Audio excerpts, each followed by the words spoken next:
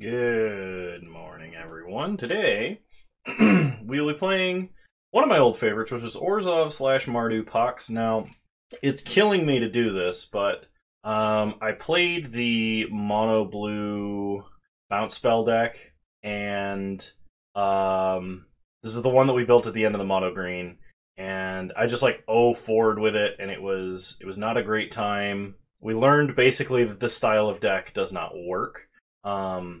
And the Trinispheres were a major non-bow with the majority of the deck, including Ancestral Visions. Ancestral Visions gets wrecked by Teferi. And so, like, even in our best matchup, which was just Jeskai control, we could not hope to win. It was a bad time. It wasn't fun to watch. So I'm probably not going to post that video unless I get desperate for content and have nothing to post. So I am re-recording a slot when I don't technically have time to be re-recording.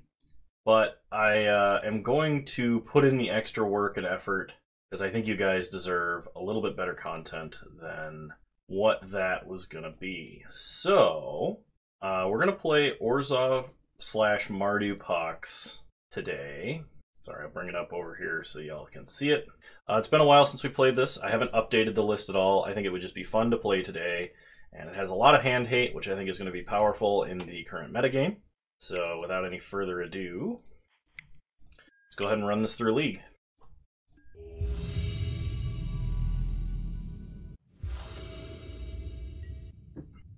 Good luck. Have fun, opponent.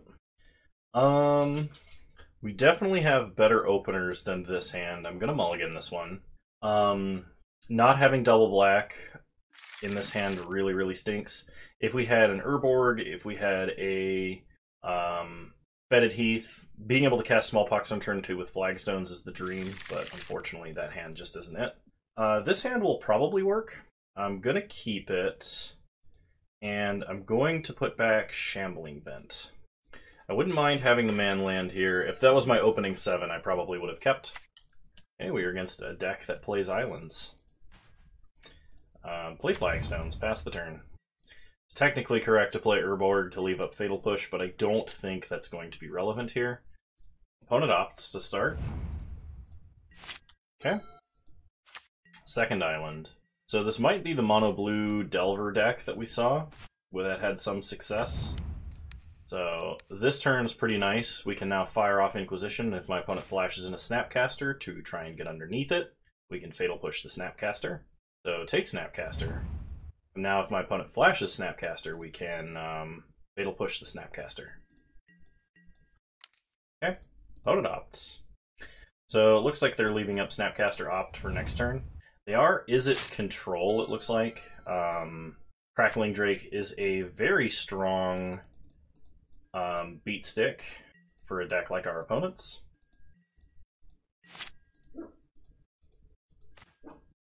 Alright, Silent Clearing draw actually tells me that it's safe to Lingering Souls this turn. So if I cast Lingering Souls and it gets countered, I'm not going to be too heartbroken. I feel like my opponent's going to Snapcaster opt this turn, and with us being tapped out, they may try to run out of Crackling Drake, which would be perfect because then we could Fatal Push the Snapcaster, Kaya's Guile, and get rid of the Drake, gain some life. And then we have tokens on a board and they have a Cryptic Command and not much else is happening. It kind of depends on what my opponent's drawing here though. Because if they draw like a lot of action, it's going to be a big deal. Okay, opponent opts. They untap. They play an island, and now they have access to Cryptic Command. Okay, we untap. We draw Inquisition. So let's inquire into what our opponent is doing. They have an Archmage's Charm, 2 Crackling Drakes, and a Cryptic. So we take Archmage's Charm. Play Silent Clearing, go to combat, and attack for 2. We could even Fatal Push a Crackling Drake if we had to now. Because we can sack Silent Clearing to draw to turn on Fatal Push. See if our opponent does anything at our end step. Oh, I don't think they have Snapcaster Mage. I think this is actually an opt. Yep, okay. No reason for us to flashback Lingering Souls. Our opponent's not in colors that can interact with the graveyard very well on our side of the board. So, just waiting for our opponent to basically be attritioned out is probably the way to go. Opponent plays a Deceiver Exarch. So they are running the twin combo as well, it looks like. They're going to tap our planes. So we are going to sack Silent Clearing, draw. And I think we have to push Deceiver here. So we do have to be aware of the Kiki combo. Okay, opponent untaps. They go to combat, they get in for 2. We go down to 18. We untap. We draw another Liliana. Go to combat. Attack for 2. We're basically waiting for our opponent to tap out for a Crackling Drake. Any opportunity we can get to cast this Kaya's Guile underneath their Cryptic Command is going to be pretty good. It's one reason why I'm not just running out Liliana. Okay, opponent bolts a token. That's fine. We could have casted Kaya's Guile there. Opponent goes to combat. Attacks for 2. That's fine. No blocks. I probably should have casted Kaya's Guile there when I had the chance.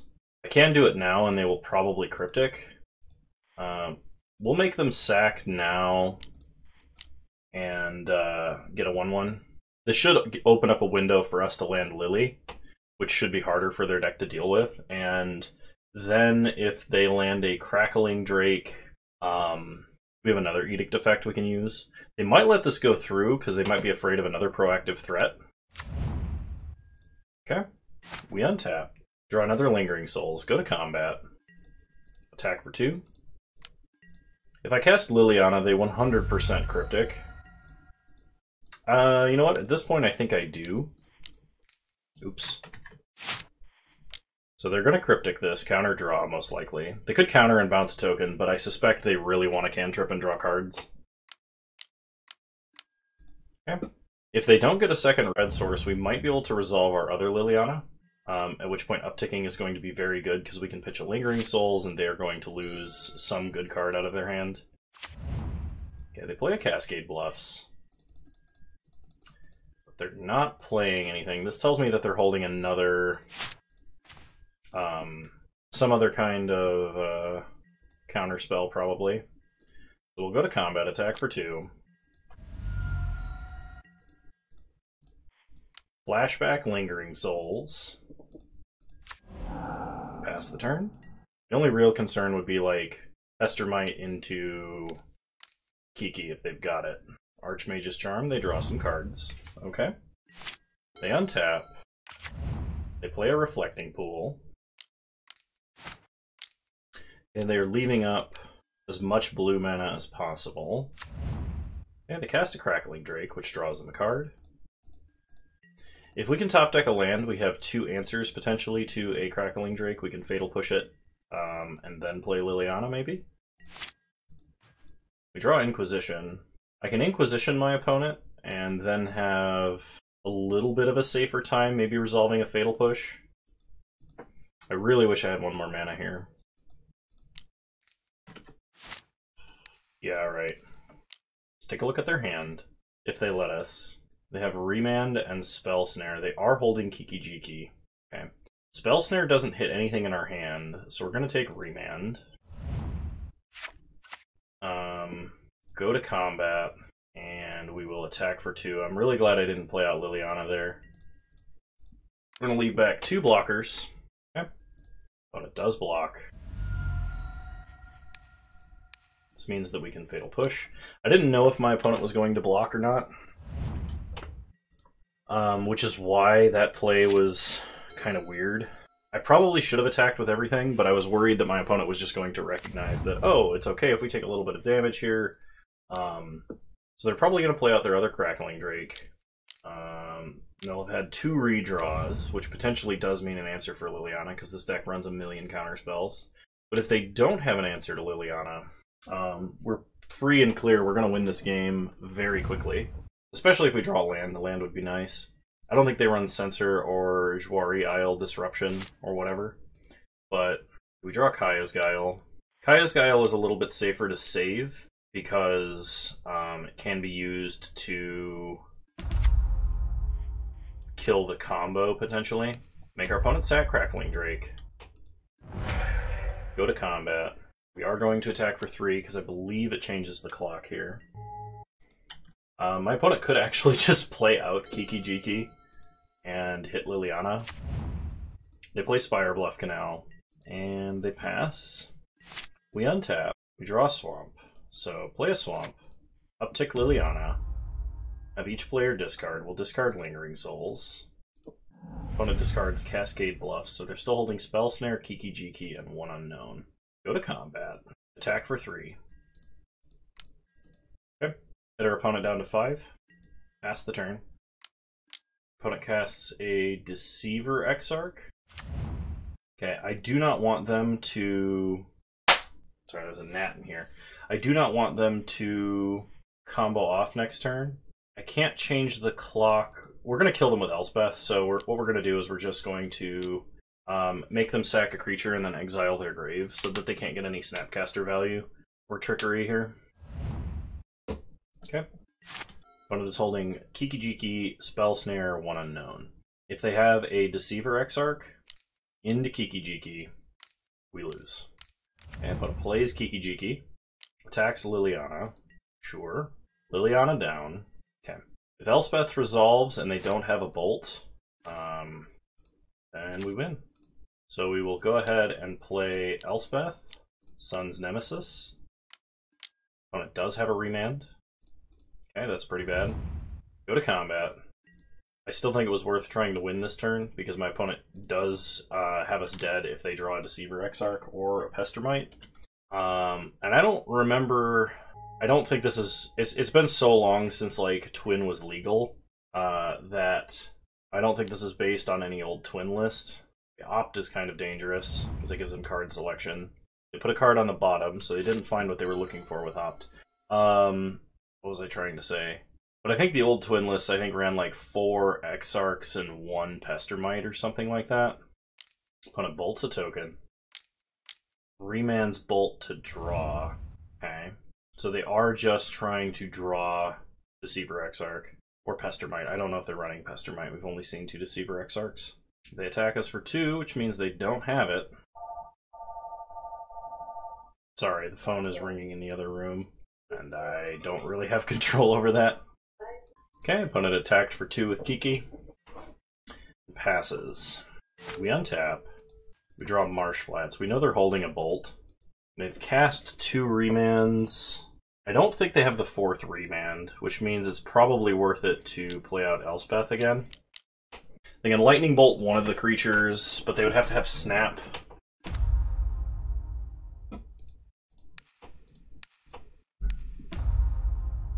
So pump these guys, that way we technically have more lethal attackers. Opponent is adding 2 red. Bolts a token. Bolts a token, okay. Well, same result regardless of whether we played Elspeth or not. Go to combat, attack for 1, take them to 1. And we're going to flashback Lingering Souls. Opponent's last card in hand right now is Spell Snare.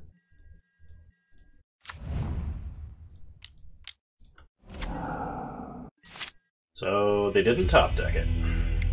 Alright. Versus Twin, or Kiki-jiki, whatever. I kind of want Fulminator Mages.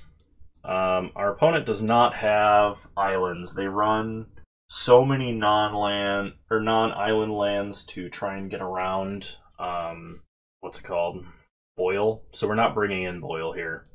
We could bring in Fulminator Mage. I am going to bring in Extirpate just so I don't have to worry about the combo. Us being on the draw makes Smallpox a little bit worse. Bloodchief's Thirst is actually quite bad because of the fact that it's not an instant. I could bring in Anguished Unmaking just to make sure that I have additional answers. Celestial Purge can hit Kiki-jiki, but it can't hit any of their other threats, which makes it kind of bad. Opponent doesn't really search their deck. They might have fetch lands, but I don't even think I really saw any. I kind of want Fulminator Mages, but I don't know what I'm taking out for it if I do. I think we're just going to try it like this. See if we run into anything new that requires us to adjust even further. Well, we have 2 pieces of hand hate, but we only have 1 land.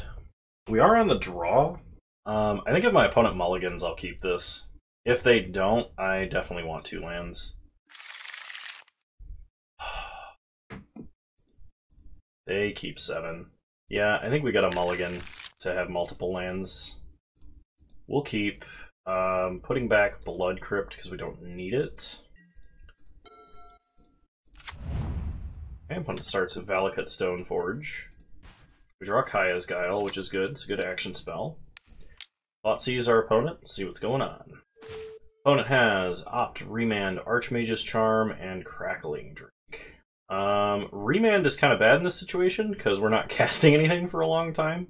So I think what we're going to do is take Archmage's Charm. Pass the turn. Opponent will play Cascade Bluffs next turn to make sure that they have both colors of mana available and probably just leave up Opt Remand. Yep. Okay. We untap. We draw Urborg. So we'll play Godless Shrine tapped. Pass the turn. Okay. Opponent is going to cast an Opt. They untap. Probably play Reflecting Pool because it's the land we know about and it can produce both colors of mana for them. Okay. And they play a Relic of Progenitus. They really want to hate out on that Lingering Souls because it's hard for them to deal with. Okay. We untap. We draw Inquisition. So I think I'm going to play Fetid Heath and just pass. We'll leave up access to Gaia's Guile. Gaia's Kyle. Sorry. Alright, opponent starts with an Opt. Probably looking for a 4th land here. They play a Riverglide Pathway, so they found it.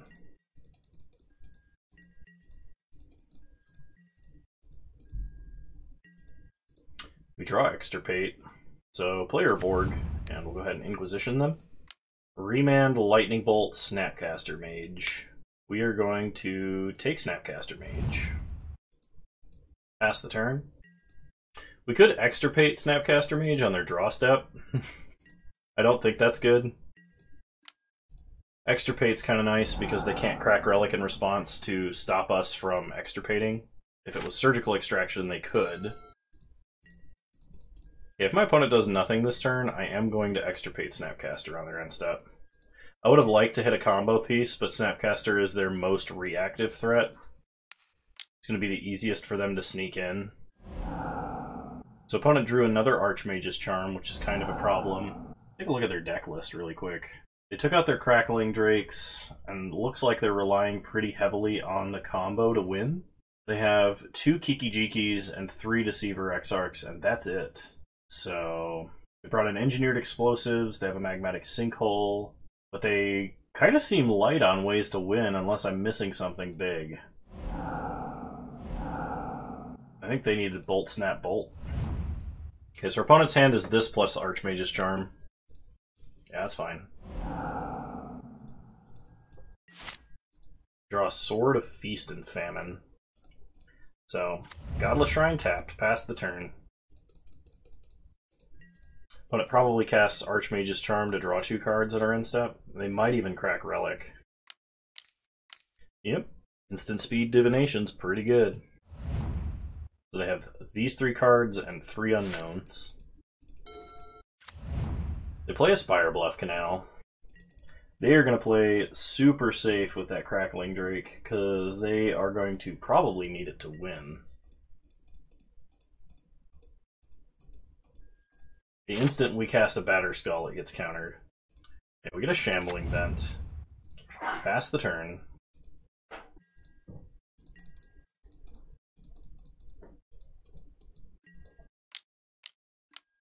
Okay, there's the Deceiver Exarch.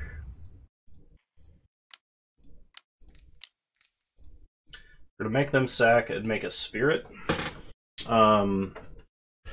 This just prevents them from like having Kiki-Jiki for the win, or there's no reason for us to make them exile their grave. They don't have anything else that uses it other than Snapcaster. Plus, now we have a slow clock, technically. Okay, we draw Smallpox, which is not really what I want to play here, but I might. Go to combat, attack for 1. I think now the play is to try and resolve this Sword of Feast and Famine, though it does give them a cantrip because they can remand it. If they remand it, I'm thinking I might just like pretend I have another Kaya's Guile or another 3-mana removal spell, and not recast Sword of Feast and Famine, just to make them play like extra scared.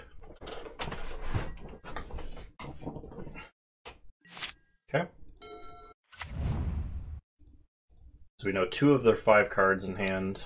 Cast a Serum Visions. The nice thing about Crackling Drake, besides like Enigma Drake, is the fact that 1, it draws a card, and 2, it counts spells in exile. Okay, opponent left up 4 mana. They might have like a Cryptic. We untap. We draw Flagstones, so we're going to play Flagstones. Go to combat. Get in for 1. If we were to actually try and equip the sword, the creature would just get bolted. So there's no reason to really do that. But playing it out to try and tie up some of my opponent's mana, I believe, is correct. Kind of expecting a Cryptic. Okay. Yeah, in that case, we'll just pass.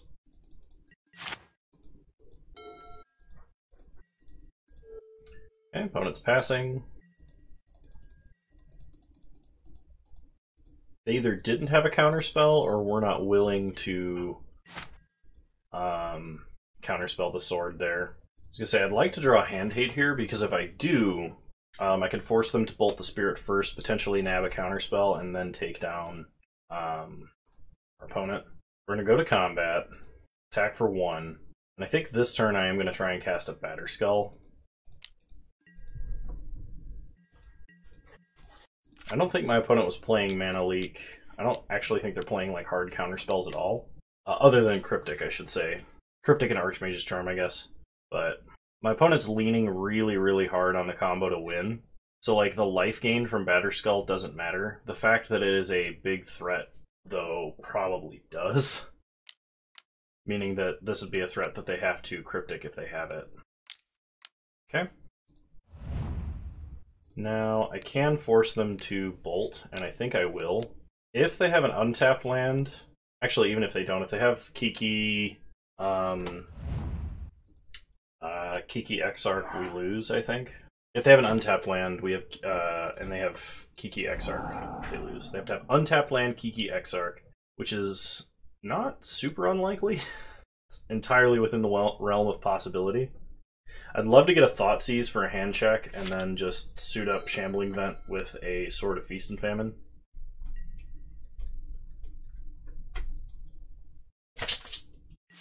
Okay, we untap. We draw Smallpox. So what are the odds my opponent has a Bolt? Probably not 0. Kind of banking on them having removal here. And we're just trying to sculpt their hand a little bit to maybe actually resolve a Smallpox. It makes the discards that they could potentially have off of Smallpox better for us. Okay, Valakut Awakening. So I'm going to dismiss the Crackling Drake because who knows what they put back and what they're redrawing here. They probably put back the majority of their hand. Okay, they untap. Untapped land, Kiki-Jiki, Exarch wins. So it has to be that. Next turn, we can cast 2 Smallpoxes, which will take them off of a lot of mana. I'd prefer them to play out a Crackling Drake, just for us to get a little extra value off of the Smallpox, but okay, Snow-Covered Plains, that's fine. Let's try and resolve a Smallpox. Okay, discard Snow-Covered Plains. Sack Flagstones. Flagstones can thin our deck. We'll go get a Godless Shrine if we still have one. We have a Savai Triome. Okay. And we'll Smallpox again, just to take them off of 1 more mana and discard. If we... Like, it's a little dangerous because we're showing them that we don't have removal now. They're discarding Engineered Explosives. We're going to sack a Swamp. Pass the turn. So like if my opponent has the combo, they just beat us. But if they had the combo, they just beat us before. And this turn didn't matter. If they kept the Crackling Drake, now we're kind of in trouble. But I wanted to cast the Smallpox there because if we drew a threat next turn, I wanted to be able to play it and not have to discard it or sack it. Okay, opponent runs out of Crackling Drake, which is kind of a big deal. So we need to draw removal. We have a lot of removal for it in the deck. We just need to draw it. Thoughtseize is not it. But we're only going to survive 1 hit from Crackling Drake at most anyway. And if my opponent has another Lightning Bolt, we just die on the spot. Alright, opponent is holding 2 lands. So we have 1 turn to draw removal or blocker. Blocker being Lingering Souls. And my opponent, if my opponent draws a single extra damage, we lose on the spot. So casting that second Smallpox was probably dangerous, knowing what we know about our opponent's deck. Opponent cracks Relic to draw an extra card, so they have 4 cards in hand this turn. Yeah, they just bolt us. Okay.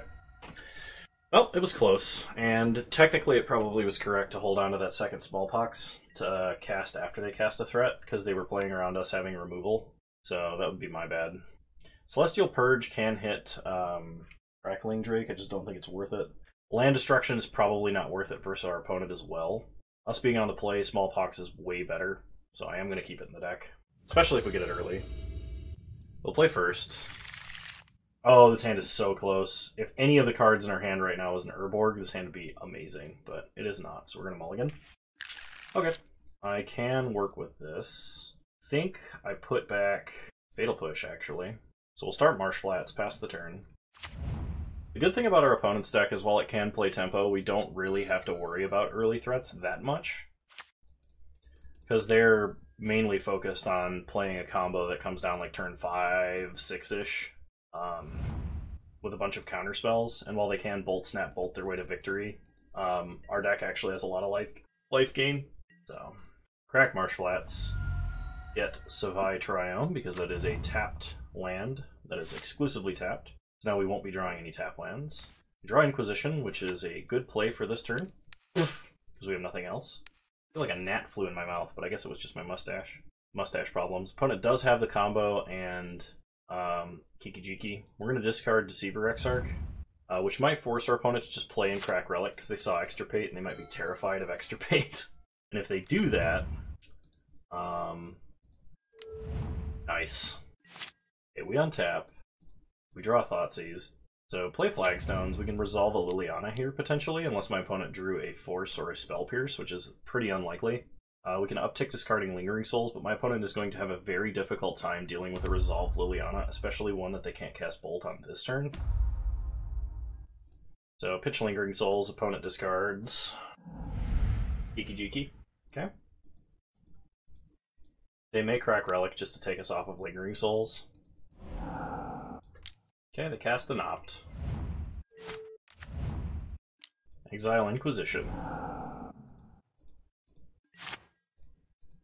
We draw Smallpox. Alright. Let's start this off the mean way with a Thoughtseize. Opponent may crack Relic in response. They're going to Archmage's Charm to counter. In that case, I think I want a Lingering Souls this turn. We will have to sack a Spirit to Smallpox, and I have to pitch Kaya's Guile to Liliana here. But our opponent is almost completely Hellbent, and is nowhere near the combo. They discard a Reflecting Pool. Okay, pass the turn. And short of having 2 bolts to kill Liliana, I don't actually think they can answer her. Exile Kaya's Guile, because these cards don't matter. We basically only use the grave for Lingering Souls at the moment. We untap, we draw Flagstones. So, go to combat, attack for 2. Hit our opponent down to 18. And if my opponent bolts a Souls token, they're going to go down to 0 cards in hand this turn, which is like the worst possible place for my opponent's deck to be. They get a Godless Shrine.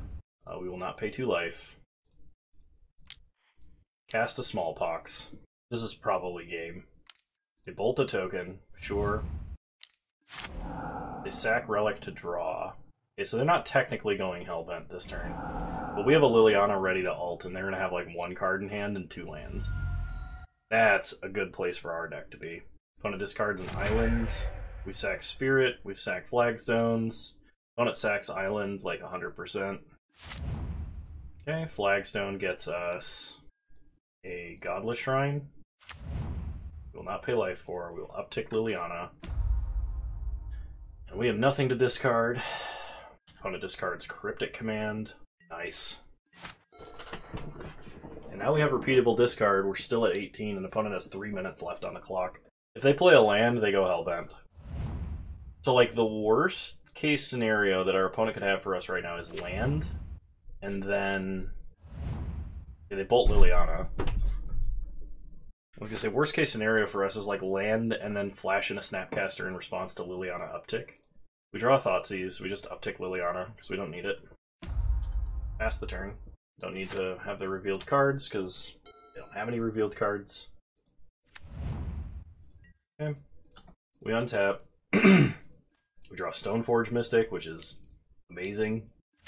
Don't have to uptick Liliana this turn, that's fine. Let's get Sword of Fire and Ice. Pass the turn. It's like slightly slower than Batterskull, but it is safer because then my opponent doesn't have removal for Stoneforge. Plus, if we top deck a land, we can play it and equip it this turn. We don't have to cheat it onto the battlefield. Okay. Uptick Lily. Opponent is going to draw 2 cards in response. Sure. Pitch Lingering Souls. Opponent discards Riverglide Pathway. Flashback. Lingering Souls, pass the turn, leave up Stoneforge activation to put Sword of Fire and Ice into play, uncounterably, and at a discount. No attacks. Okay. That's match 1. I'll see you guys in round 2.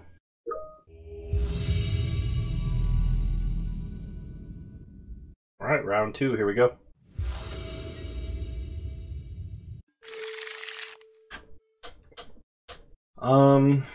We have a Stoneforge and a Smallpox. I don't actually really want to mulligan that much.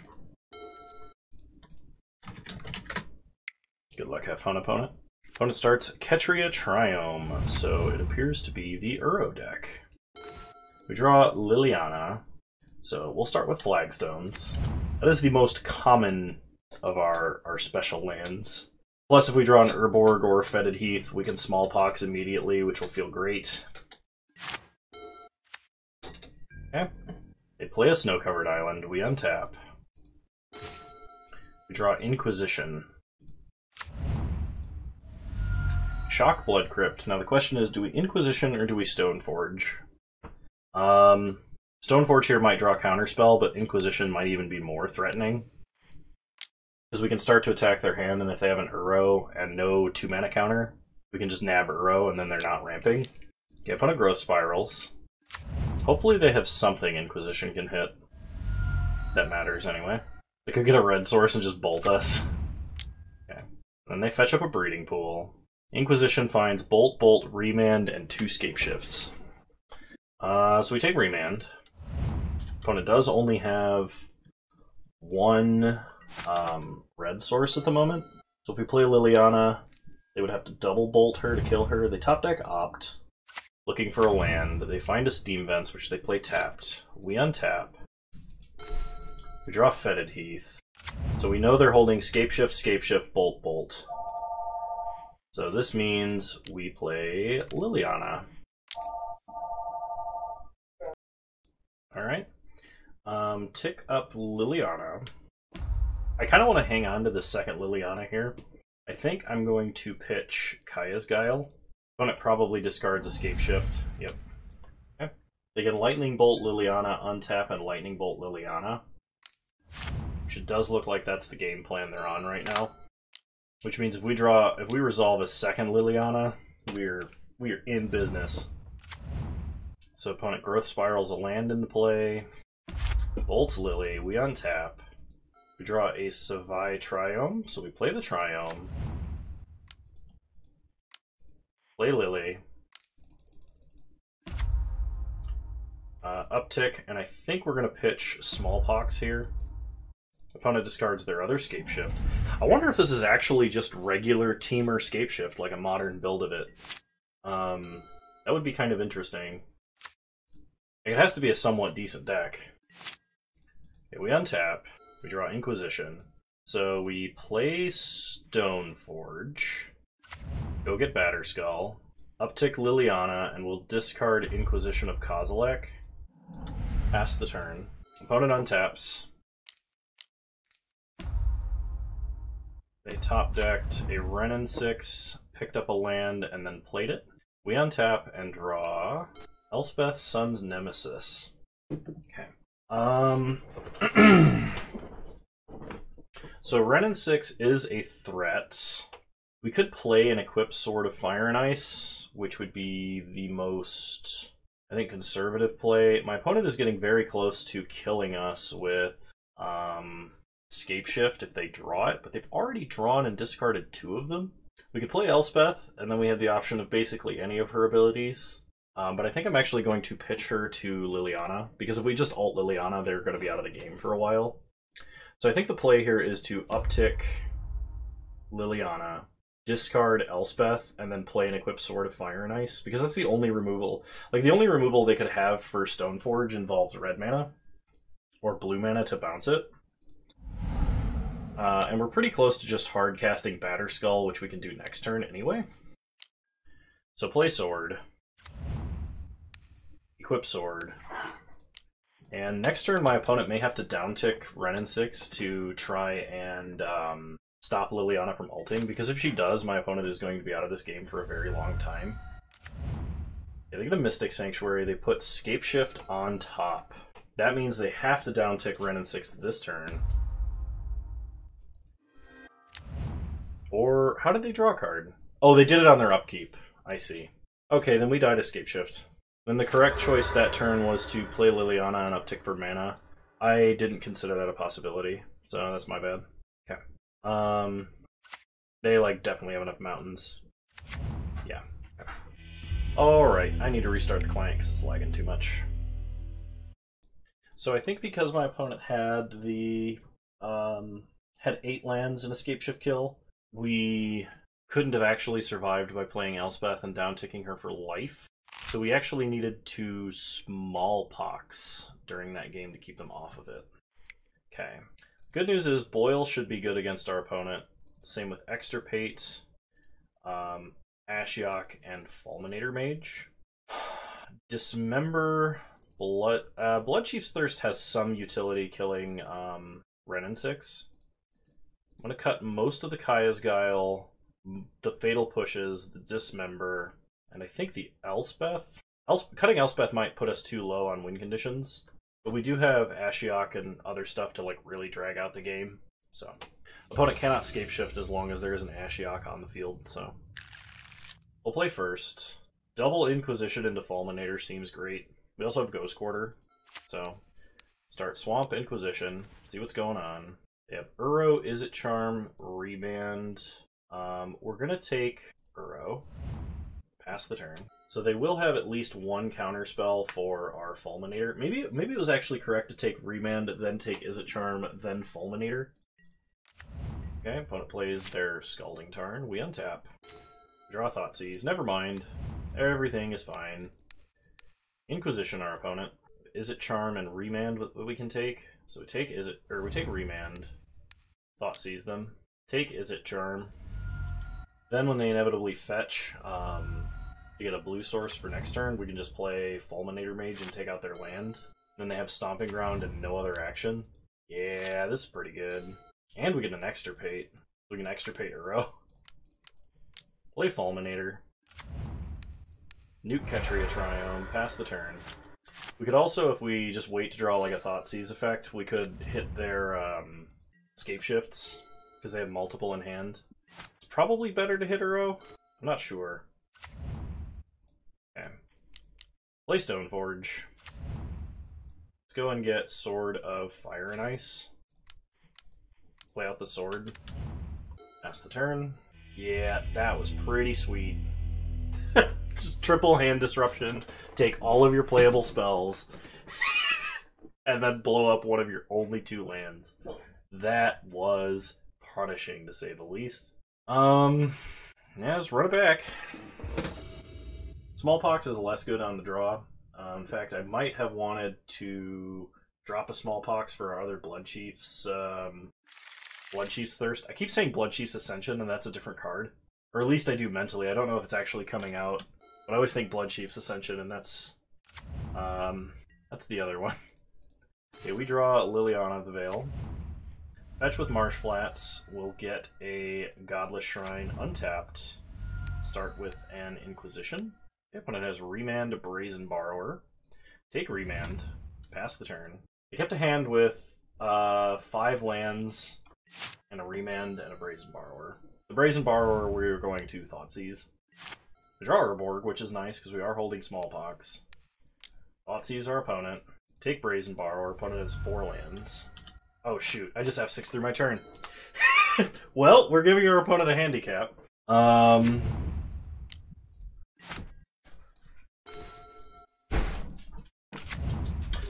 don't think that changes our play order, but that is very bad. Okay, they play Scalding Tarn. So we play Fulminator. Nuke Ketria Triome. They could fetch and get a Mystic Sanctuary now to put Remand on top. I'm kind of banking on drawing a land. So we know they're drawing Remand, plus whatever they have in hand. They play Breeding Pool tapped. We untap and draw Stoneforge. So Inquisition our opponent. They should Remand this, because they have like nothing else going on. Okay. They cast Remand. Play Stoneforge. We're gonna go get Sword of Feast and Famine. Pass the turn. Yeah, if I had an F6 through my turn there, we would be absolutely destroying them. Or go lay down. Go lay down, doofus. Just pick a side. Pick a side and lay down, bub. Alright, Pota plays a row. Ramps out a Stomping Ground, untapped. Plays a Wrenn and 6. Yeah, I completely threw this game. That's terrible. I have 2 cards in hand. We draw Urborg. So we're gonna start... Oof. Yeah, we have to do this because we have 2 Urborgs. We're gonna start Extirpate Uro. We have Wrenn and 6 Ketria Triome in hand. So now... Play Urborg, untapped. Keep the untapped one. Play Liliana. We're going to uptick, discard our other Liliana. Opponent probably discards Wrenn and 6 because it's harder for us to get lands out of their hand. So they're holding Ketria Triome, 1 unknown, and they can pick up Scalding Tarn.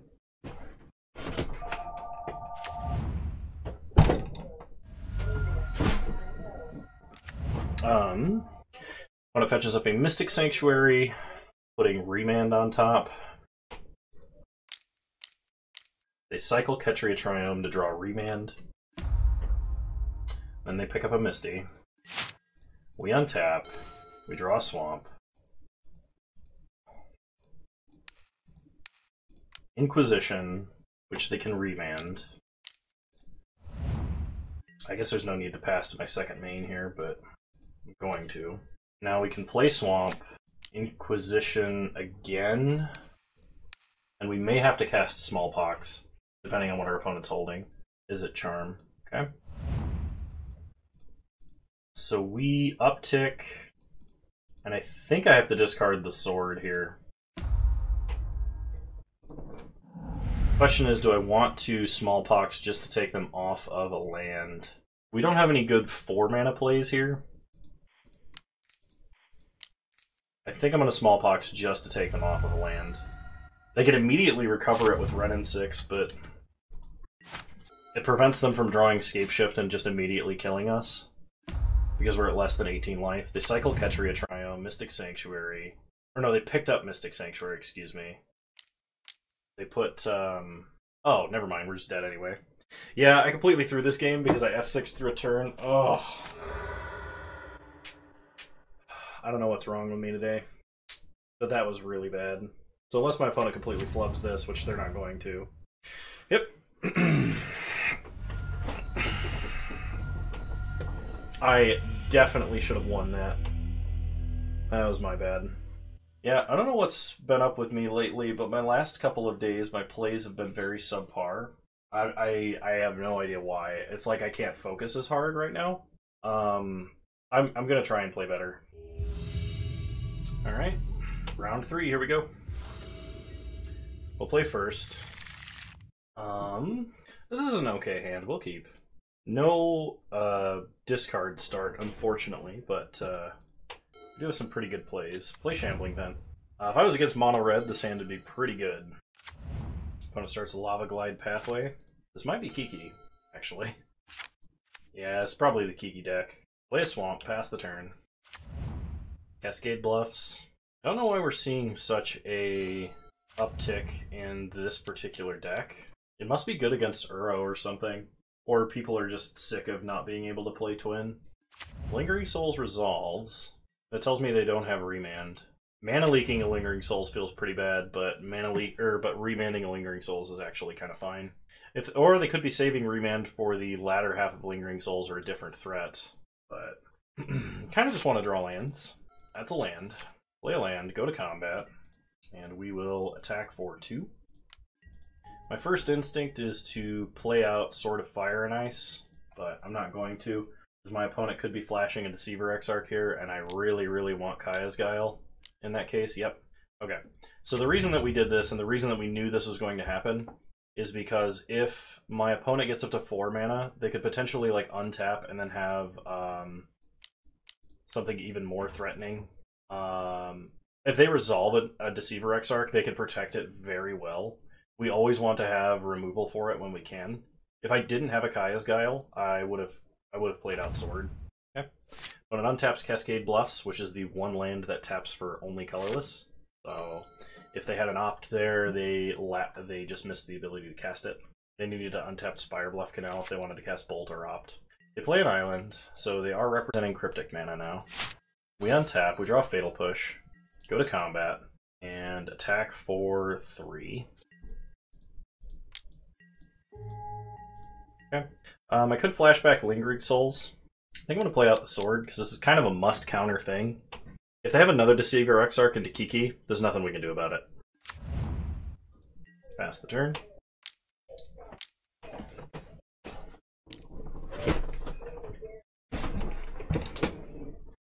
Well, there's the other Deceiver Exarch. They're going to tap down our land. So if they have Kiki here, we just lose. And they do, because that's the only thing they ever tap out for Bane Phase. Okay. We're going to go ahead and concede. For anyone who thinks that Twin is okay in the modern format, I will extremely strongly disagree with you every single day of the week. I do not think Twin is an okay deck to have in the modern format. Because all it does is homogenize the top of the metagame towards Twin, and I don't think it's fun to play against.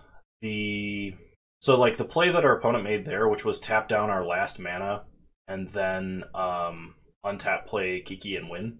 Like, oh, we want Extirpate. We want Extirpate over a Smallpox, I think. There's exactly one spell that can interrupt Twin's best hand. And I guess technically Force of Negation, because they have to play it on their main phase, so like maybe it's better, but then it makes you have to run Force of Negation. We are going to keep this because we have a fetch land plus Fatal Push. We're going to start Flagstones, pass the turn. We're going to go with a turn 2 Smallpox on the play, which is pretty strong. And that spell, by the way, is Rending Volley, which is a card that is unplayable in every situation except your opponent is playing Twin, just about. I'll play Fetid Heath. Smallpox. We can discard Godless Shrine, because I don't think we need to be up to 4 mana yet. Or we could discard Elspeth, because we don't mind if she's in the grave. That's probably better. Even though she has 6 mana to escape eventually. Yeah, I really, really dislike Twin. And I'm glad Twin is gone, and I'm glad Pod is gone. Because even though Pod was a really, really fun deck to play, Pod was a deck that was capable of winning too much, and was a deck that would only get better the longer it existed. Like, Pod never gets worse. Okay. I guess that's enough of me ranting about the previous metagames and decks I don't like. If you disagree, comment in the comments below, and I'll fight you, I promise. Verbally, over the internet, because I don't like fighting people. Play Flagstones, because we can leave up Kaya's Guile this turn, and then next turn we can get ready with Marsh Flats. Okay, we untap after opponent plays a Lava Glide Pathway. Now we can play Marsh Flats to make sure that we have the Fatal Push active. but we kind of need to draw some sort of proactive threat.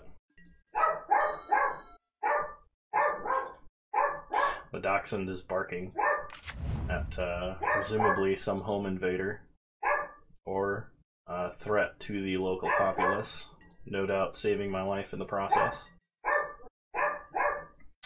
I believe in the fine print of the dachshund contract, threats to the local populace include rampant leafs, heavy gusts of wind, branches scraping against the house, and most dangerous of all, squirrels. So it was only a category 2. It was only about 10 seconds of barking. So we are going to Thought Seize, and we're going to take Kiki-jiki. We know our opponent does not have that many ways to win in their deck, especially if they're playing the same list that our other opponent was. I suspected a deck somewhat like our opponent's has 5-0'd somewhere recently and put up a good showing, and so a lot of people are testing it out to actually see if it's any good. But if we draw our extirpate, this is probably game over, because at best my opponent has crackling drakes, which are just big dudes we can answer. Yeah, there's no reason to run out any spells into our opponent's counter spells at all. Play Silent Clearing, pass the turn. Jim Davis put out a good article about how playing against mono counterspell decks is not fun, but you can make it less miserable by understanding that you're the person who controls the flow of the game, because they have to react to what you do. And I kind of put it in perspective for me that it's not as miserable as it feels, especially if you think about it. Because like right now, my opponent has a bunch of draw spells that they can't cast, because that's what Remand and Cryptic Command are to my opponent. They have to hold them up and wait for me to do something. Or they have to wait so long that they are so sure that they'll be able to resolve it that, you know, it's going to be a while. So go ahead and Inquisition. The opponent has 2 bolts, Remand, and Crackling Drake, so we'll take Remand. Then play Godless Shrine tapped. Pass the turn. You're very fast approaching the point that if my opponent casts Crackling Drake, they're going to get completely obliterated. Because Kaya's Guile is excellent versus what our opponent's doing right now.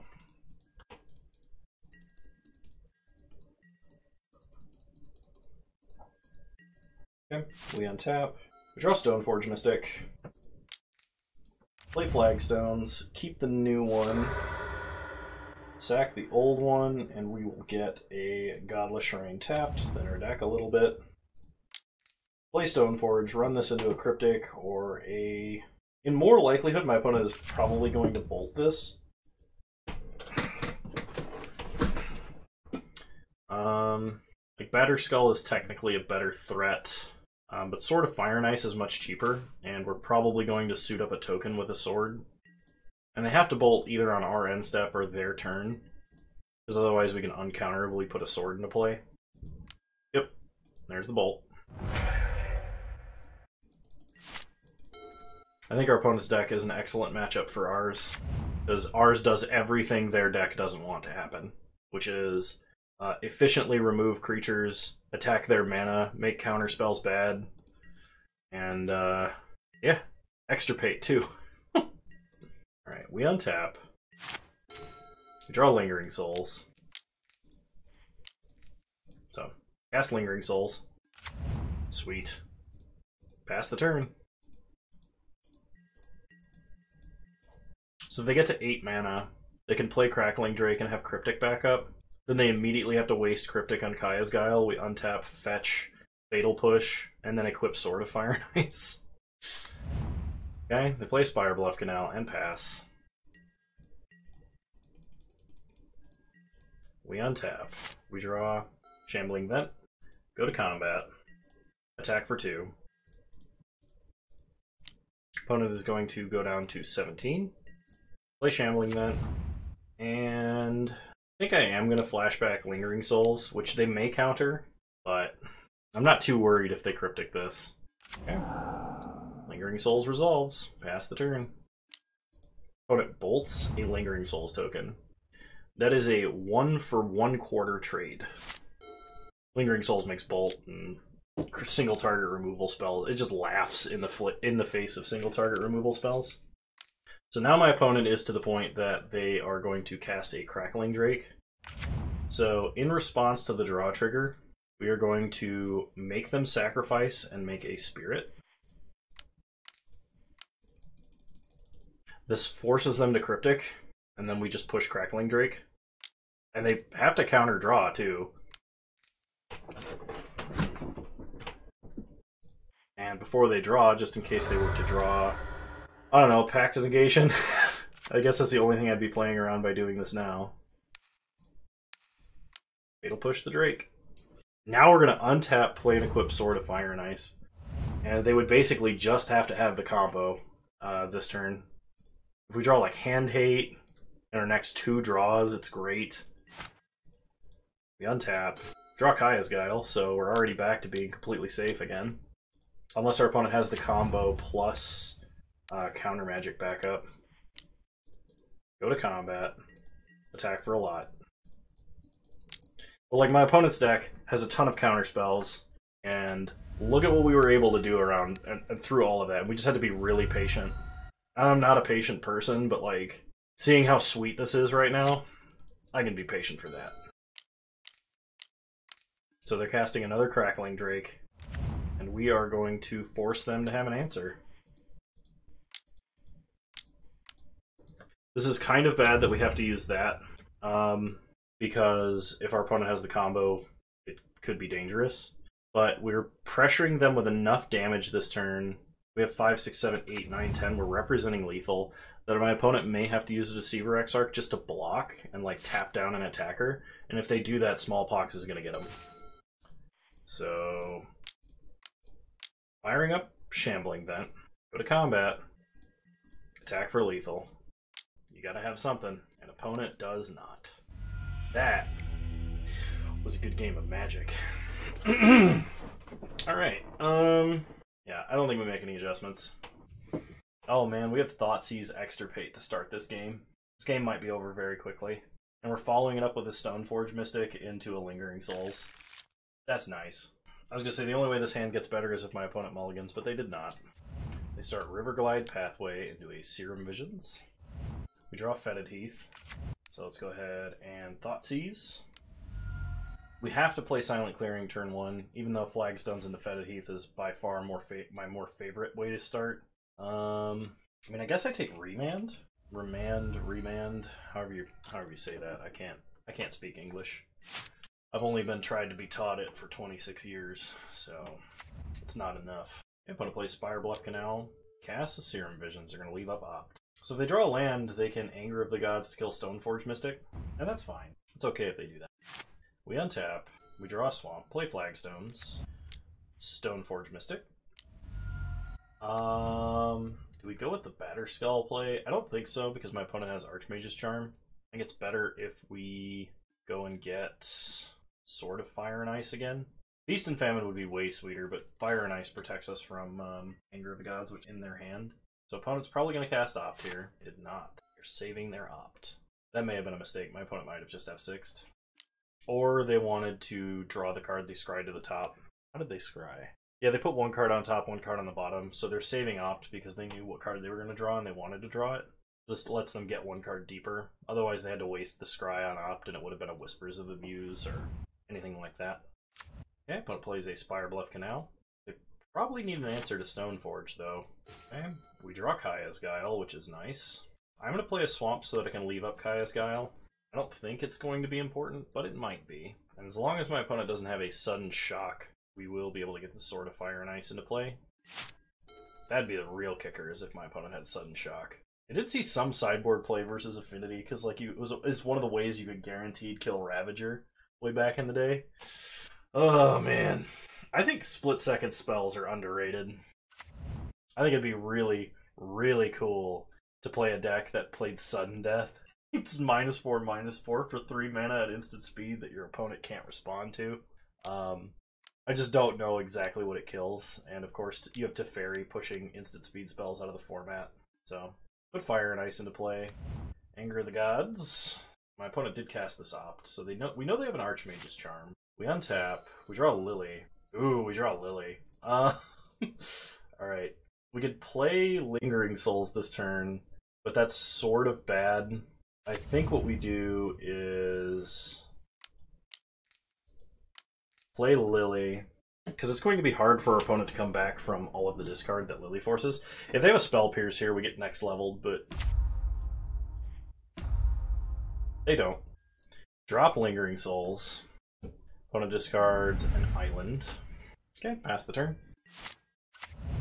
They play a River Glide Pathway.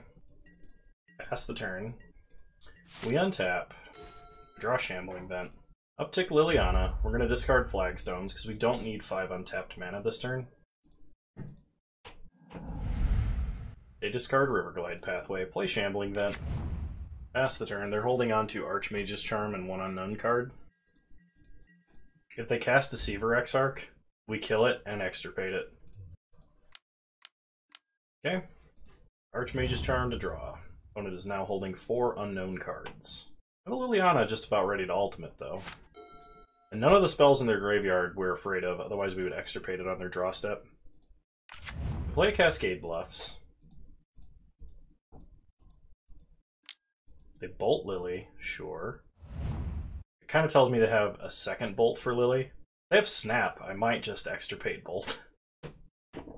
Okay, well we'll let them target. Ooh, actually we could make them sack and then just exile their grave. No, I think it's worth saving the Guile here. Actually, it depends on what their last card in hand is. If their last card is a Deceiver Exarch, extirpate can be really good. I think I'm being greedy. We're gonna make them sack and then exile their grave. Oh man, I love this card. Love Kaya's Guile. And even if my opponent has a well, I was gonna say even if my opponent has a, I don't know what they could have that would make this bad right now. Like a Remand? We could still extirpate. Okay, Snapcaster fizzles. Like we just answered Snapcaster and the spell it was going to flash back, which is pretty nice. Heck, we may not even need extirpate now. Okay, we draw Batterskull. So let's take up Liliana. Discard extirpate. Opponent discards an Anger of the Gods. We can either animate Shambling Vent and equip a sword, flashback Lingering Souls and equip a sword, or play a Batterskull. I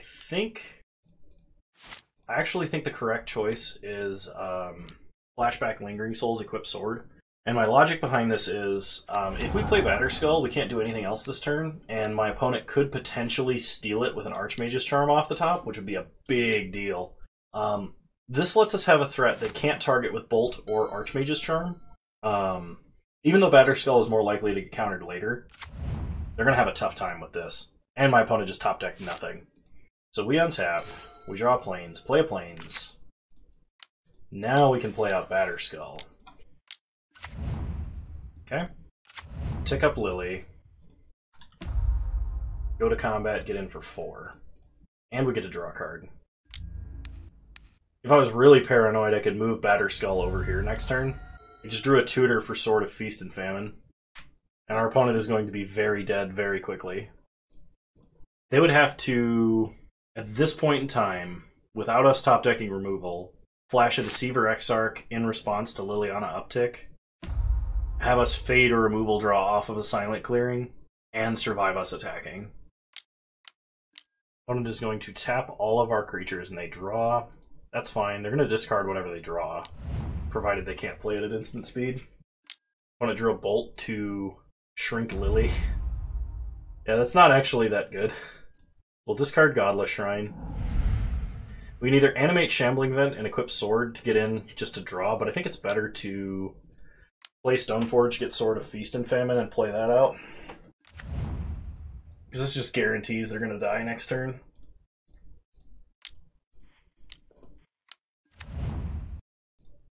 Okay. So we'll pass to our opponent's turn. Opponent casts a Serum Visions. They drew a card and are now in the tank. The Think Tank. They pass. We untap. Draw Marsh Flats. So play Marsh Flats. Uptick Liliana. If my opponent has another Cryptic command to tap, we can animate Shambling Vent and then equip. We cast Deceiver Exarch. They were mostly worried about us forcing them to sack. Let's see, we have 1, 2, 3, 4, 5, 6, 7 mana. We could equip Sword, equip Batter Skull, hit them for 9, take them to 5, and then untap all of our lands, sack Silent Clearing, and see if we can hit removal. Kind of like that. We can actually attack them for 10 with the Spirit. So, sack Marsh Flats. Get a Swamp. Equip Batter Skull.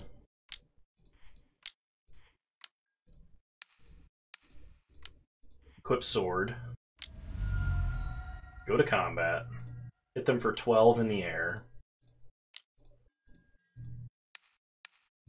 Okay, they discard a card that they don't have. We untap all of our lands. We draw a card, deal 2 extra damage. Get an Elspeth.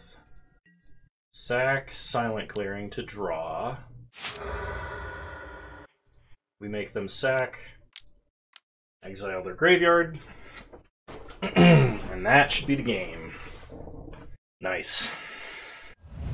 I don't think there's any one card that could kill us. In fact, at this point, they have to have Cryptic Tap to just survive. No, that doesn't even work, because we can just animate Shambling Vent. Nice. Alright. See you guys in round 4. Alright. No 1-mana play. We have Stoneforge, but we're on the draw. I think this hand is fine. So we'll keep. Opponent also kept 7. Good luck, have fun. They start Misty. This is an opponent we would want hand hate against, if we could get it. I'll play Marsh Flats, pass the turn. They crack and get a Raugrin Triome. If this is Control and not Uro Omnath, which it's definitely Uro Omnath, I was gonna say we might have an easier time. Crack Marsh Flats. Get Savai Triome. Untap. Draw Shambling Vent. Play Urborg. Play Stoneforge. We will go and get Sword of Feasted Famine. Pass the turn. Now we are holding all of our equipment. The only bad thing is if our opponent has removal this turn, there is nothing else we can do, because Stoneforge Mystic activations are only 2-mana play. Okay, they play Uro, they put a Misty into play after playing a Forest, we untap and draw. Thoughtseize. Really wish we had an untapped land. We're going to play Shambling Vent. Okay, then we pass the turn. When it cracks Misty, it's a Steam Vents tapped. Alright. They untap and draw. They cycle a Ketria Triome. Then play a Hollowed Fountain tapped. Pass. So we put a Batter Skull into play. Untap. Draw Fetid Heath.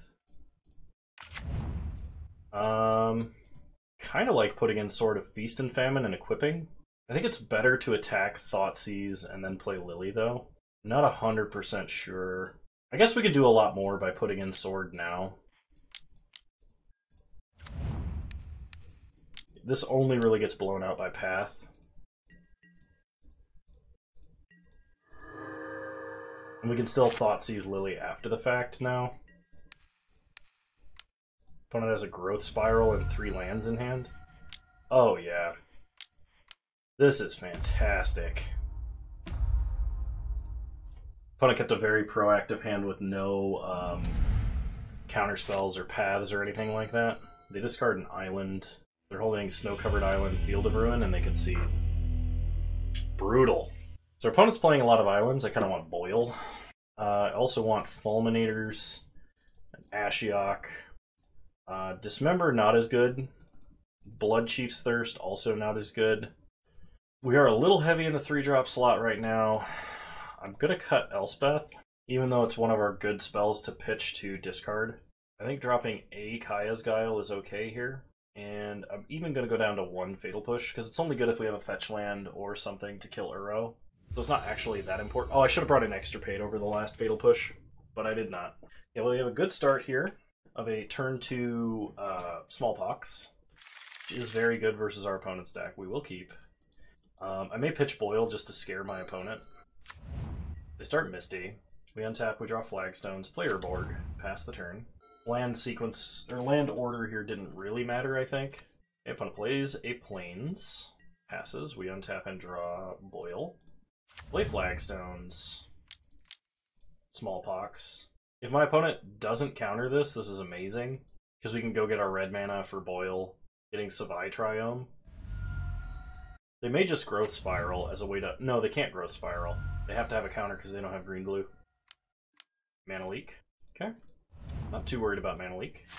We should be able to resolve one of our 3 mana spells next turn, unless our opponent has another counter spell. Play Flagstones, keep the new one. This lets us get red mana and have untapped mana next turn for Boil. Play Ashiok. I think Ashiok is a little bit stronger than Lily here. Plus, I don't really want to discard anything that's in my hand. I would discard a Boil, but I don't want to tip him off to it now that it looks like we're actually going to get it on time. We're going to mill our opponent and exile. Okay, well, they Veil of Summer. So we don't get the mill. Oh, it cancels out the ability because there's no legal targets. I was going to say it should still exile their grave, but it only would have exiled their grave if I milled myself. Okay, opponent plays Teferi. Upticks Teferi. We untap. Godless Shrine untapped. And now it's time for the Spell Pierce test. Oil? Nice! Oh, man. Yep. Now we're going to start casting Smallpoxes, and we are going to have a good time. Play a Marsh Flats. Black, black, cast Smallpox. On a Growth Spirals in response. They did miss a land drop last turn. Okay. The Smallpox is going to resolve. We're going to pitch Stoneforge here. Opponent has to sack a land. If they keep both islands... yeah, they don't keep both islands. I was going to say Boil will be fantastic, but we don't actually need to cast Boil. We can just pitch it to Lily. Play Lily. Uptick Lily. Opponent discards a Mystic Sanctuary, we discard our other Boil, and we mill our opponent. Oh yeah. This feels great. We are just beating on Uro. Oh man. Opponent upticks Teferi to 7. We untap. Draw Lingering Souls. Cast Lingering Souls. Get some tokens. Uptick, force our opponent to discard Cryptic Command. Mill our opponent again. Go to combat. Actually, you know what? We can just cast the other half of Lingering Souls now. It does shorten up the clock quite a bit. It does give my opponent pretty decent targets for Teferi, but, I mean, like, it's not that big of a deal. Opponent plays an Uro just to cantrip and maybe get a ramp. Yeah, they put a Scalding Tarn into play that they can't crack because we have Ashiok, although our Urborg is turning it into a colorless land for them. Uptick Lily because we don't need Inquisition. Opponent discards Supreme Verdict, which is really good news for us. We're going to attack Teferi because right now Teferi represents losing another piece of our clock permanently. Opponent does top deck a land. Upticks Teferi to 2 and concedes because they are not going to be able to beat Liliana Ultimate. And we are 3-1 going into round 5. Probably should have been 4-0 because I definitely threw that second match there, but we're doing really well with this deck. I think this deck is super well positioned in the metagame right now. Because, like, Uro is not a problem with this deck. And the kiki-jiki deck that is apparently becoming popular is not a problem for this deck either. Alright, we'll play first. I think the only problem with this deck is the games go kind of long. But, I mean, when you're tired of losing to Uro and Omnath very quickly, is that really a problem? Alright. I think this hand is fine. It could obviously be better if we had what is it called? Flagstones of Trocaire and something to pitch to Smallpox, but like our opponent mulliganed to 6, which means Smallpox should be extra punishing. Start Urborg, pass the turn. Hope it doesn't fix our opponent's mana, but it might. Opponent starts Blood Crypt. They revealed Luris. They play Bauble. The good news is Death Shadow tends to lose to Smallpox. Because we play a lot of removal that hits all of their creatures, and they don't have that many threats. They Thoughtseize us. Sure. Probably take Smallpox, because they're really low on resources right now. And Smallpox is really good at eliminating all of your resources. Yep. Okay. For anyone who's wondering why this part of the green screen is not covering everything adequately, it's because I have a fat dog laying on the other half of it, which is preventing me from adjusting it. And I think disturbing him is a mortal sin, so I'm going to leave him be. We draw Stoneforge, which is an excellent top deck from this position. Not only because we can go get a Batterskull, but because we are also holding a Sword of Fire and Ice. This should force my opponent to have to deal with Stoneforge Mystic very quickly.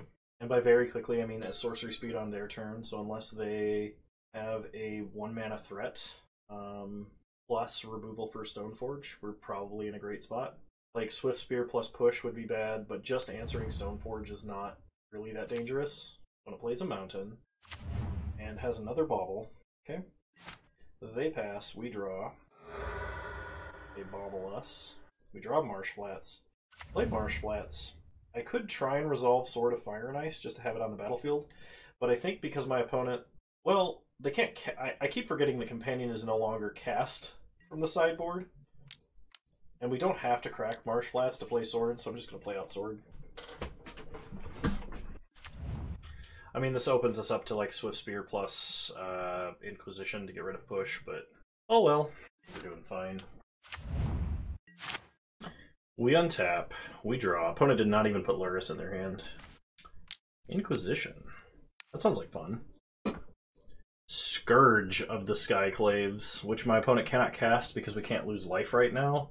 They can't cast Death Shadow because Death Shadow... They haven't lost enough life for Death Shadow. So I think we take Scourge here. I'm really glad I didn't crack Marsh Flats. Yeah, we take Scourge. Play Marsh Flats. Pass the turn. Actually, it was probably better to take Shadow. Push hits either one, but Shadow is what they're closer to casting. And we're about to start gaining a ton of life off of Batterskull. Oh, whoops. Sorry, I didn't realize I had to yield to that. They get a Blood Crypt. Untapped. They untap. They draw. They play a Bloodstained Mire. They crack Bloodstained Mire. And they play a Sacred Foundry. Untapped. Probably put Luris into hand, and then play Shadow. Okay, well, we do push Shadow here. Problem is they can just Luris it back next turn. Maybe we save it for next turn, actually. No, because we have to push before we can play Batterskull. Yeah, I should have taken Death Shadow from their hand and let them have Scourge, because we're not planning on going below 20 life unless they shoot us. Play Castle Lochthwain. Play Batterskull. Living Weapon. So they're holding Temur Battle Rage, Luris, and 2 unknowns. Kinda hoping I can make them discard Battle Rage. When it plays Luris, they can replay Shadow. And they shock Godless Shrine down to 8. Let's make Shadow a 5/5. Our last card in hand is Bomat Courier. Okay, we untap. We draw Kaya's Guile. We play Flagstones of Trocaire. And we can all-mode Kaya's Guile. I don't think all-mode is necessary. I actually think we suit up and attack. This does... Like, my opponent has to block or they die. And if they double block with, like, Shadow Courier, we can kill Luris and get rid of everything of importance. They could block with Luris and Shadow, which would be slightly more annoying, but they chump with Bomat Courier. Okay? We gain a bunch of life. Pass the turn. On my opponent's upkeep, we're going to make them sack and then exile their grave. This does let them keep Shadow, which I assume is what they keep here. But it, like, completely negates Luris being good. If they sack Shadow, they can't cast anything out of the grave, and they're just working on whatever they top deck. I could have done this on my turn. I Didn't really matter because we know their last card's Team or Battle Rage. I imagine my opponent has to sack Luris and then is going to try to kill us with Death Shadow. I mean, they're not that far off, but they have to top deck something good. They play Bauble, which does not benefit them in any way on their turn. So unless they draw an instant Speedway for themselves to lose life, the Germ token can get in, force them to block, and then or kill them, one of the two. So they're probably going to block. Our opponent could Team or Battle Rage Shadow. We're not going to block. They can Battle Rage if they want to. There's no reason for us to. This means that they're just dead. They're dead unless they top deck removal for the Germ token. We draw Dismember, and opponent scoops it up. Okay, so versus our opponent's deck, I want Celestial Purge, I want Kaya's Guile, I want Extirpate. All of those are really good versus our opponent. Being on the draw makes Smallpox a lot worse. I don't think I want Dismember because we have so much other good removal. I'm going to cut Dismember, Thoughtseize, and 2 Smallpoxes, and we're going to run it like this. We only have 1 mana, or this hand would be really good. Like, if Liliana was like a Godless Shrine or a Plains or a Flagstones, this hand would be amazing. I think we definitely mulligan. There's some if my opponent mulligans to like 5, then maybe we keep this hand, but no, we're going to mulligan. I like this hand way more. We're keeping this hand. Our opponent did mulligan to 6. Okay, we're going to keep. Put back Elspeth, because I don't think we need her, and we're a long ways off of casting her. If we get top deck an Urborg, I think that would be the best. Opponent starts Fetch Bloodstained Mire, Shock Blood Crypt. Inquisition or Thoughtseize makes our hand worse, but not by that much. Swiftspear is not a bad start. They hit us for 1. We untap. We draw Fetid Heath. Oh man, I really want to go for the Flagstones play, but I'm worried about hand hate. I also think I really need to Thoughtseize here. Let's see what they're dealing with here. Opponent has multiple Scourge of the Skyclaves, which is kind of a problem. The Thoughtseize is what we're taking, though. We can deal with creatures for the most part. Yeah, opponent plays a Mountain. Almost certainly plays a Scourge here. I can't think of anything that they could have drawn that would have been better. Thoughtseize is better. So they take Smallpox, because if they don't, they're going to get completely wrecked. I would actually go down a land here to cast a Smallpox, because they're holding 2 2-mana plays and they only have 2 lands. Yeah. Now we want to top deck our last Smallpox in deck, because that would be amazing. We did not. We'll play Flagstones, pass the turn. Well, we're going to have a lot of chump blockers. Opponent top decks something. They attack first. They hit us to 13. They play Scourge. We untap. Draw a Sword of Feast and Famine. Play Fetid Heath. Play Lingering Souls. Pass the turn. Opponent untaps and draws. I am somewhat tempted to double block Swiftspear, but if they have an instant sorcery, or any non-creature spell for that matter, we're just gonna get completely destroyed. If they're main phasing wanting a Scourge of the Skyclaves, I am gonna double block Swiftspear and just take the 5, because that makes our Edict really good and leaves us a chump blocker. The only way this is bad is if my opponent has a Gut Shot or a Mutagenic Growth, at which point we were probably dying anyway. Really? Really?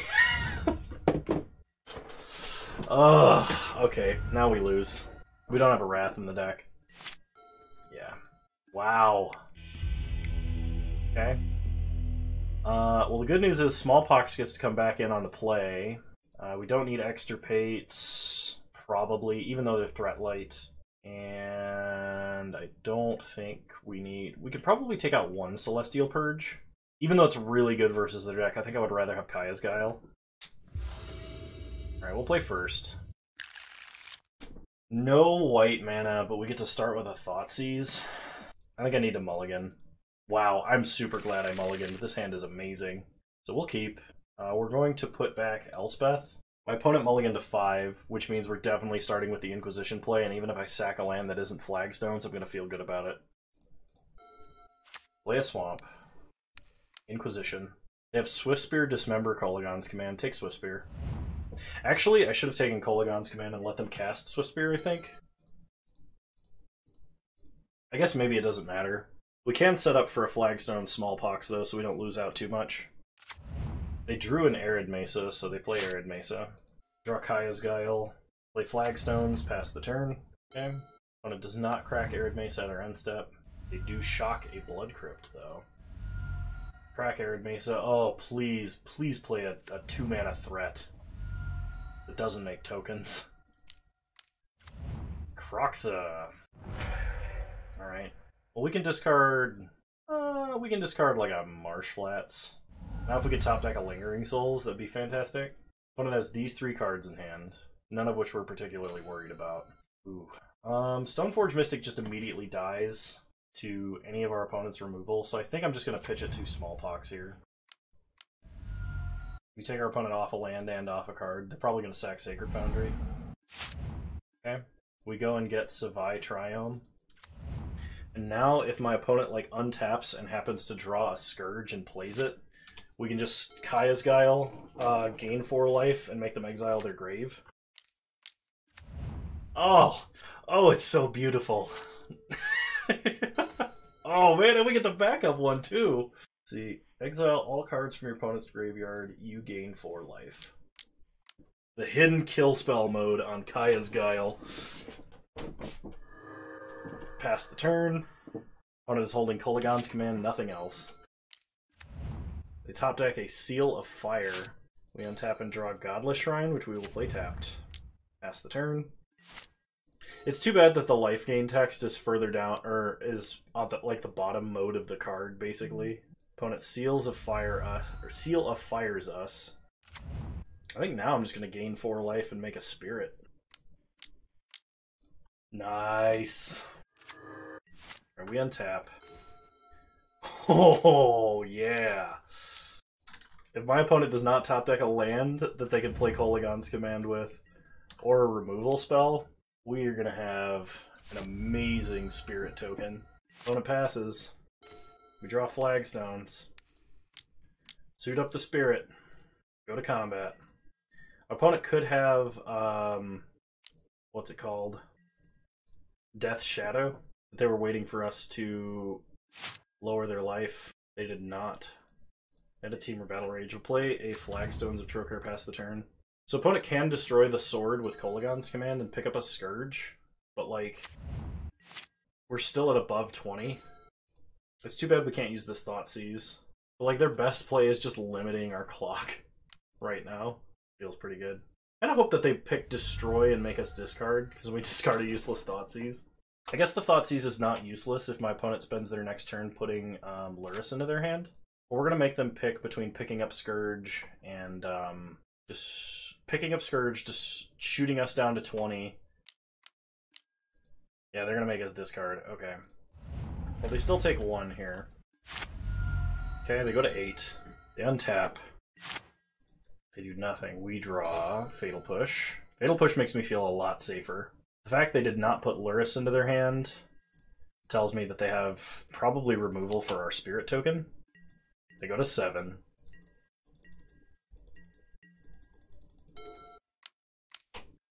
They play a Scourge that just immediately dies. I don't know what that was for. I don't understand that play. That may have just been a mistake.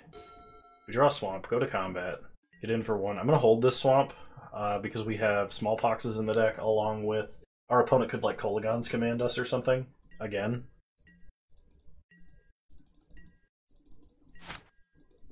Opponent says, oops. Yeah, it was a mistake. I was really confused for a second. 3 mana. They put Lurrus into their hand. Come on, Hand Hate. Hand Hate or Sword of Fire and Ice. Lingering Souls works too, actually. So go to combat, get them for 1. And if we play in flashback Lingering Souls, we're threatening lethal unless they have removal.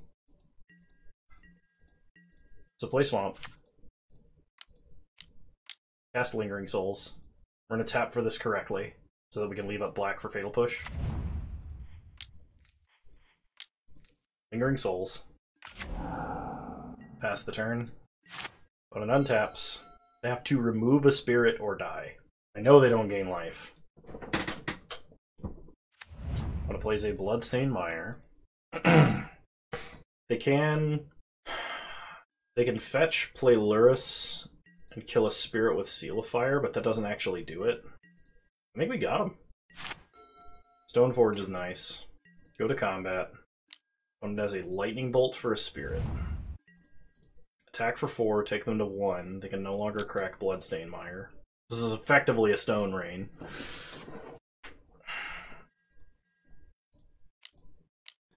Stoneforge.